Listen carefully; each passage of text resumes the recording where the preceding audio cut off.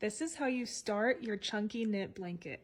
The first step is to make a slip knot just like this to create your first loop.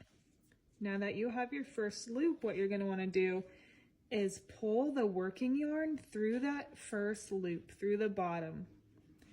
And make sure your loops are kind of wide, maybe like 4 fingers worth wide.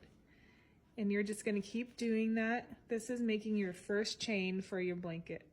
So keep pulling that working yarn through just like this until you get your desired width for your blanket. I usually would do like 20 loops for a small throw blanket.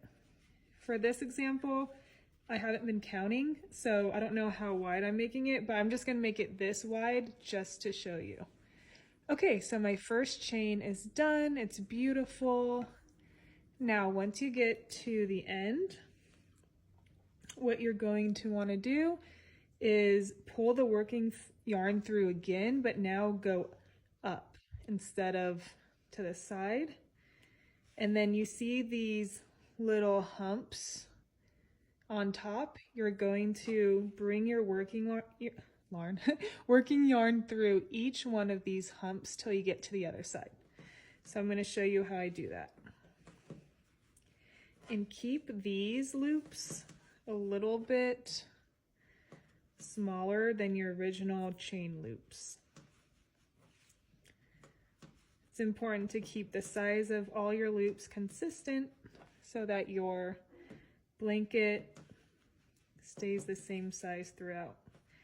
Okay, so after you get to the end, what you're going to want to do is pull the working yarn through again to put a second loop on the end. What this is going to do is it's going to start your second row. Now you go back the other way, and then you're just going to keep doing that until you're done. And I do have another video on how to end the blanket, so check out my page for that.